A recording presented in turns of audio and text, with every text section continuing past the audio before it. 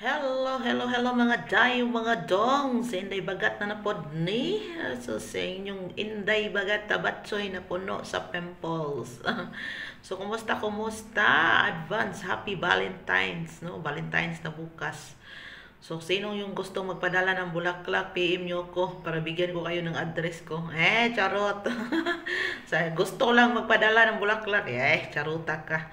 So, for today's video ay tips para mas tumagal ka pa sa bakbakan. Alam nyo na, mabakbakan na bukas. Marami talagang magbakbakan bukas, no? So, ano nga ba tong mga tips na to? So, una po, talakayin natin kung ano itong testosterone.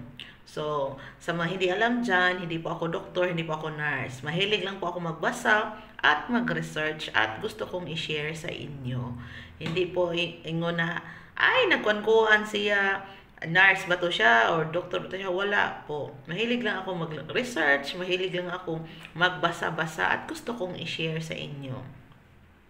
So, ano ba tong testosterone mga dodong? Ito po ay napaka-importanteng role na ginampanan sa inyo.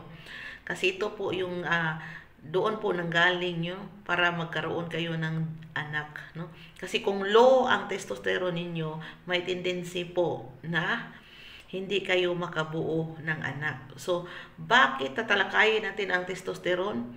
Kasi ito po ay number 1 na kailangan mong mapaboost para naman hindi yung magbakbakan tayo tas bigla na lang no? So kailangan nating palakasin, kailangan nating i-boost si testosterone. So ano nga ba yung mga tips para lumakas ang iyong mga testosterone mga dudong? So number 1 po talaga yan is exercise. Number 2 is sleep well, no? Kailangan matulog mga dudong. Iwas po talaga mag-smoke. Iwas po mag-alcohol. Kaso ang mga dudong natin, mahilig talaga to sa smoke. Mahilig talaga sa alcohol. So, yan po ay isa sa mga bawal po kung gusto nyo na buhay si Manoy. No? Kung gusto nyo. Pero kung ayaw nyo, gusto nyo ganun. Yung kakapasok pa lang bigla nang gumanon. So, anong mangyayari? Kasi nga, hindi kayo nagkuha ng healthy lifestyle, no? So, number 3, pinaka-importante ito mga dodong. At mura lang at makikita ito sa kapaligiran kung may tanim kayo nito. Ito po yung tinatawag nating pomegranate juice. So, tested yan mga dodong. Pomegranate juice. Or, tawag sa amin sa Bisaya nito is granada man good, granada, grenade. Ano? Granada ang tawag sa amin yan. Pag palagi kang umiinom niyan, mga dodong, aasahan mo na sobrang lakas. Sobrang lakas nito. No.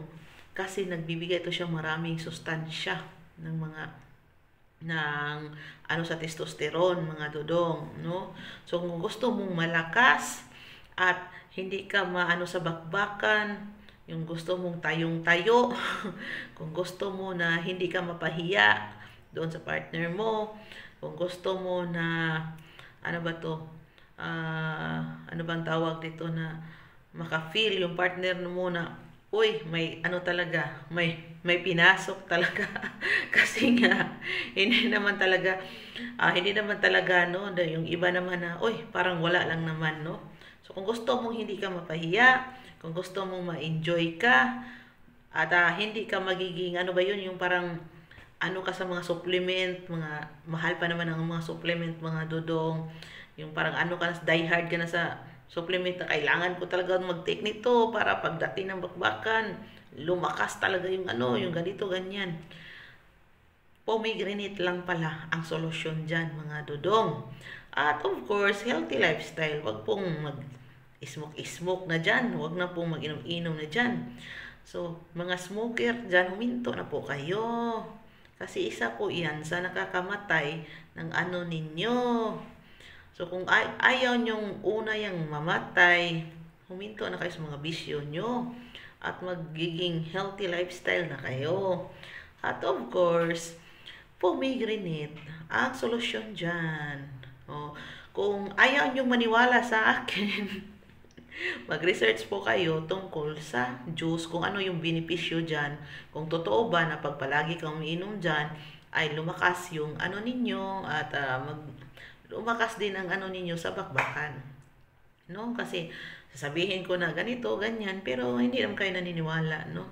So, paano kayo maniniwala sa mukha na to?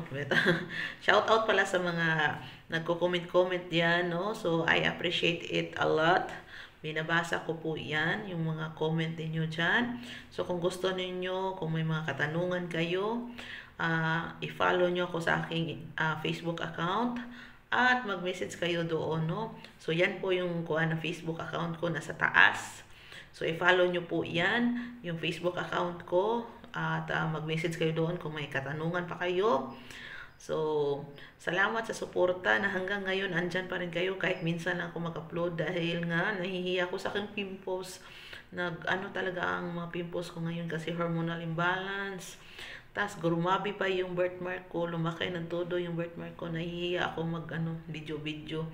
So, sana naintindihan nyo kung minsan na ngayon, okay na siya pero noon talagang ilang buwan talaga siya nag-freak out lahat ng mukha ko. Grabe, makikita nyo yung mga scars ko, andyan pa rin. So, naiiya talaga ako mag-video-video. Ang pangit talaga ni Inday Bagat. Pero wala yan sa pangit. Nasa performance yan. So, bye-bye for now, mga lods.